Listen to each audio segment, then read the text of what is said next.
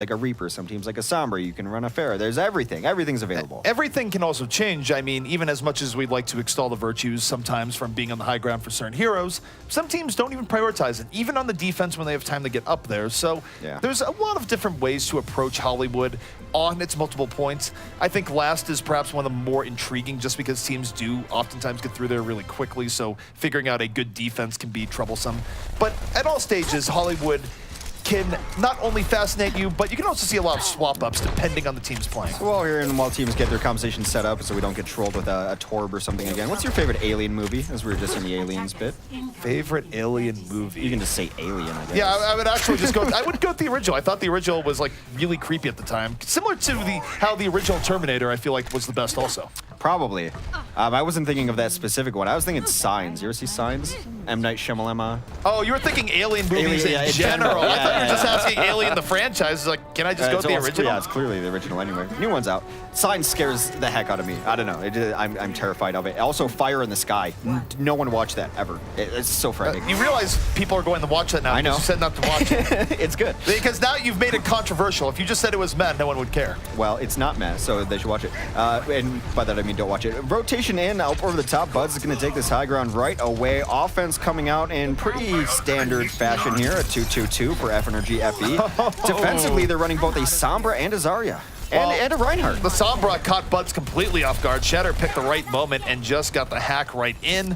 And FNRGFE gonna have to deal with this defensive Sombra again, but this time, it's, as mentioned, it's not being played by Dahang. It is going to be played by Shatter, so it is a setup that involves two supports and a Sombra. So this is a very tanky, survivable setup, and it's really relying on AZK to do the bulk of the damage. This is fine to run 3 supports, I think, if you're going to run tank heavy the rest of the way. Just get that sustainability going on and make it very difficult for the offense to push in. You want to have the sustainability because if you can get your tank ults up, you can end fights. Grab, Earthshed are amazing ultimate abilities. Shadow right now, though, under pressure in the cafe. Gets healed up by a very timely bio nade. Keeps him in the fight, lets him drop the EMP, and Team Liquid pushing right back on the FNRGFE, who appears to be almost stumped right now at how to break through.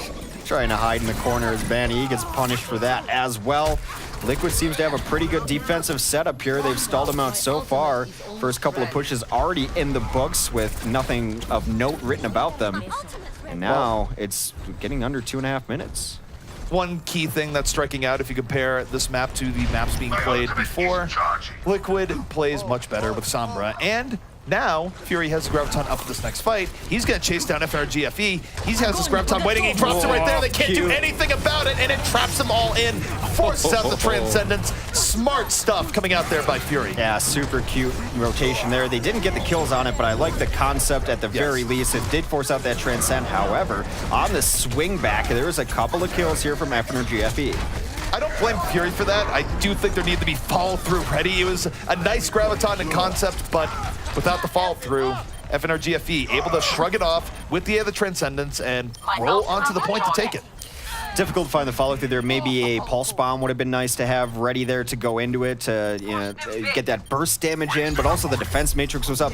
It's almost a case of trapping too many people with the grab. There's too many options for them to stay alive in it.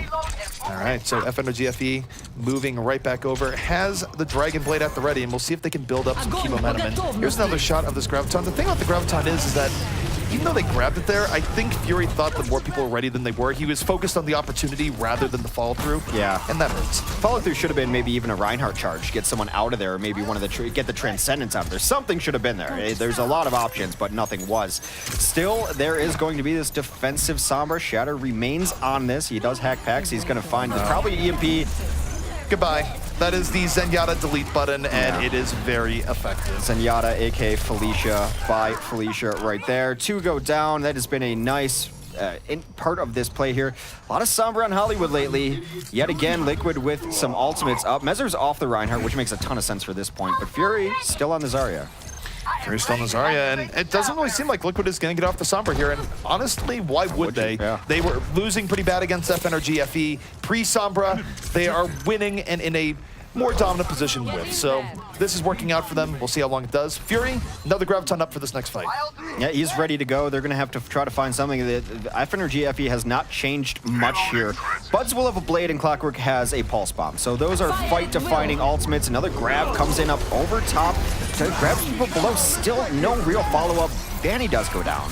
Yeah, they get Banny at the very least. I just hope Fury isn't outthinking himself on some of these grabs here. It's like, haha, geometry. Yeah, it's cute because it catches them in these weird spots, but it's bad because it catches them in these weird spots where your team's not in position to necessarily help out. Yeah, if your team is ready to help out, that's fine, and in that case it worked out, but it does make the fall through a little bit more difficult. Right. In any case, they've burned off a lot of time. FNRGFE has to go through most of second with only 2 minutes remaining here.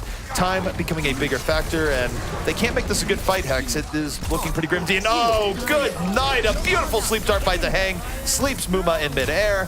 And that definitely helps Team Liquid's case as they try and deep dive in. Yeah, Dahang has always been good on every sort of support, but look at this Zarya play here from Fury. I haven't seen a ton of Zarya throughout the entire tournament, and he is making a case for it right now. Always looks good when you're at 80% charge. Mezzer dives in on the cleanup, and it has been all Liquid in second point. Going to be difficult for FNRGFE as we near 90 seconds on the clock, as they're going to have to push into yet another electromagnetic pulse. It honestly feels like a tale of two series here. I thought that this series would be very close across the board, but it didn't look like it. Yeah, we've been seeing dominance from Team Liquid running the Sombra and dominance from FNRGFE when not against the Sombra. It is the most basic comparison of the two teams right now, and it's here comes Widowmaker because why not? Yeah, I guess because why not? Buds hasn't found any success otherwise. Cool Matt even is going to switch off onto the Soldier 76. They're just trying to get more damage in here. They've not been able to secure any kills. They're going to Sound Barrier to try to get in on this. They grab a couple, but it is Fury who chunks it down. And just when you think you're safe, the Fury comes for you as if a storm. Graviton, of course, sang that up, but he was charged up and lobs in some secondary fire for a huge effect. Yeah, just a simple 5K from Zarya. Who says she's not valuable? Totally is. Let's take another look. I enjoyed it. Everyone was pretty low just from the cleave damage coming in. The Winston was a big part of that. Yeah. And, of course, the Sombra, but man, brutality on the way in. And now for FNRGFE, it is 25 seconds remaining. The try and reverse course against the Sombra that they've not been able to deal with. But now Shatter's on the Diva, so maybe there's a hope. Well, they deep dove in, trying to get something going in the back lines. Meanwhile, AZK has taken out a big source of healing in Boink right there. Buds does find a kill under Rafa. This is when Widow can be sunk up. 2 kills for Buds as he blinks both supports. Surprise! Here comes Widowmaker and Buds. He's done this before and he's doing it again. We're in overtime and yet Widowmaker, of all heroes, coming back out and perhaps opening the door. And I mean, perhaps good omens here for FNRGFE where they don't have to worry about getting EMP'd for the first time in a map and a half. At the very least, they're going to get a lot of push off of this. That has already been 30 to 40 meters that they've gotten just off the play of Buds. They're going to have a nano boost and a visor and a pulse bomb. Pulse bomb comes in, Clockwork does not find everything he's looking for right there. I mean, it does connect and do damage, but it's not enough to take him out. Dahang was right on with the heals, spot on in fact, but the nano boost coming out here from FNRGFE. Muma deep diving in, doesn't have a Primal Rage, but is more tanky with that on. Buds repositioning for picks, but might be too little too late. The Graviton from Fury sets up his team well, and Team Liquid stops FNRGFE just short of the second point. Just a little bit shy of completing Westworld there for FNRGFE, despite some hero plays out of Buds. I gotta say, MVP there was Fury, and we talk about his Diva play and his 76 play, but it clearly a pretty wide pool, and I really like the composition that they ran there. Just bring tank heavy, triple support, make everyone healthy, get EMPs, and it's just a thing of beauty right here. I think the thing that's scary is that even if FNRGFE is able to, say, survive this and take the 5th map, I kind of feel like Team Liquid has been discovering a blueprint here, which is that FNRGFE is not playing well against Sombra, period. Yeah. It's a clear divide between the two where, and Immortals can run a good Sombra, but I wonder if they look at this and go, maybe we should mix it in even heavier because these guys clearly have some issues in adapting to it. The problem would be is that the 5th map is going to be on control again, and the controls remaining maybe not the best for a Sombra either. Also not the best map for Team Liquid. So yeah, this has been valiant from Team Liquid so far, and a statement to potentially now bring this back up for, say, Game 5. Certainly we are well out of speedrun territory, and yet they still have to get through FNRGFE territory, even should they win Hollywood.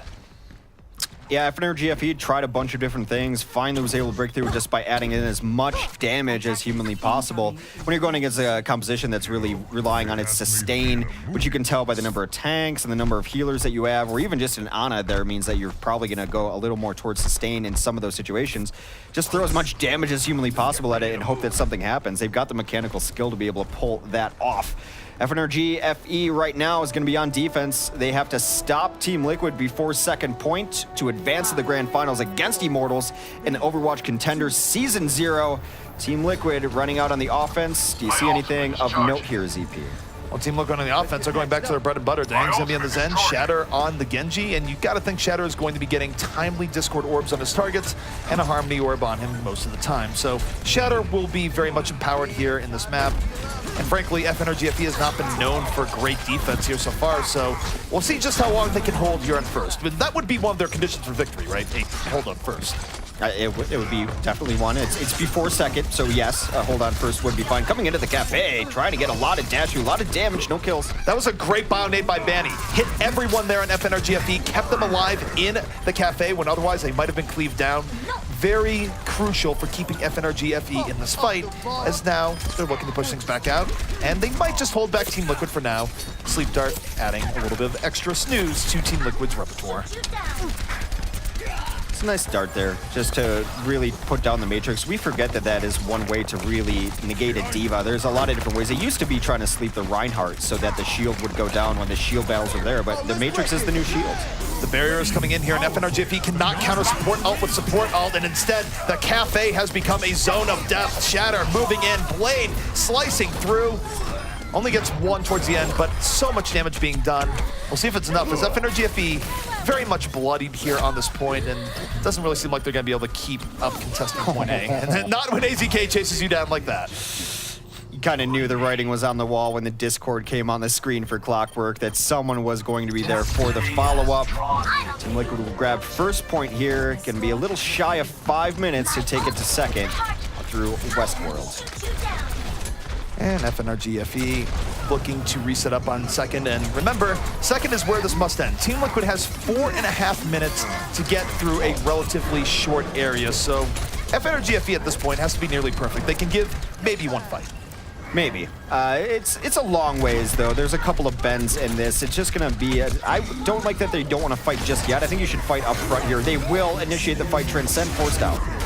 Transcend's coming out here. FNRGFE rolling in from the back, deeply diving into Team Liquid here, and not getting as much as they want. Matt going down first, so is Buds. A lot of the power of FNRGFE is down, and AZK, plenty of room to work with here as he looks for some cleanup. Not where you want to be as a Zen. Under assault from both flanking DPS.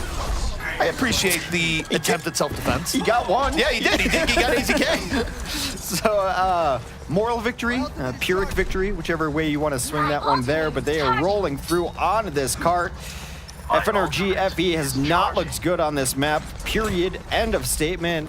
Pulse Bomb is going to be there, ready to go. And if I see another Baby D.Va get a mech, I'm going to lose my mind. Well, prepare to lose your mind, because it's going to happen. FNRGFE here, they're going to have to win something like 6 to 7 fights in a row. Doesn't seem super like, no, Baby D.Va DPS coming into the back line. Is that going to be the end? Maybe, we'll see. AZK able to get to the back. Team Liquid with a man advantage once more. You do see Fury get back into the mech, and Team Liquid on what could be their victory push. They drop the beat, and they are swarming all over the payload. Couple of kills there, and it does look like Hollywood will come to an end unceremoniously as 2 members of FNRGFE just watch the limo go to its final destination. Not really that surprising there. As now we go to yet another map 5. Wouldn't have it any other way. It's been a good day of Overwatch. I will note, though, for FNRGFE that they just seem like 2 different teams, and that time it didn't really even involve a Sombra on the second half. It was rough. I mean, granted, defending at that low amount is difficult, but overall, I'm not really sure defense is FNRGFE's forte. across the board. I think defense is much harder to come by, and it comes by practice and working together as a team for a while. And again, I'm making excuses, I know, but this is a team that is full of veteran players, but not as a team. This is a relatively new team. If you look at their match history, it's only for contenders. They formed just for this. And even that said, Matt just came on last week or so. So offense is something it's easier to call, it's easier to coordinate. Defense is a little more difficult. Well, and you need to know what they're bringing at you. So Right. it involves also even more research as to what is my opponent going to bring. And now let's, as a team, get around how we're going to stop that.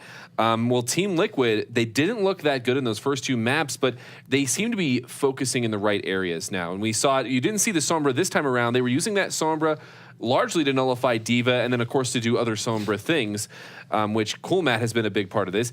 In this time around, they actually were able to nullify the 76 in a lot of regards. And Buds in that cafe did not have free high ground on defense. And Team Liquid, they just seem to be finding them in all the right spots. Look, they looked bad when Tahang was unable to defend himself, but we've seen that he can defend himself both on Zenyatta and even on the Ana. He's a very capable player. You saw the jump-ins come on him a couple times, just putting Winston to sleep. So they've gone back to what they're most comfortable on instead of trying to force themselves into a meta that they think they should be running.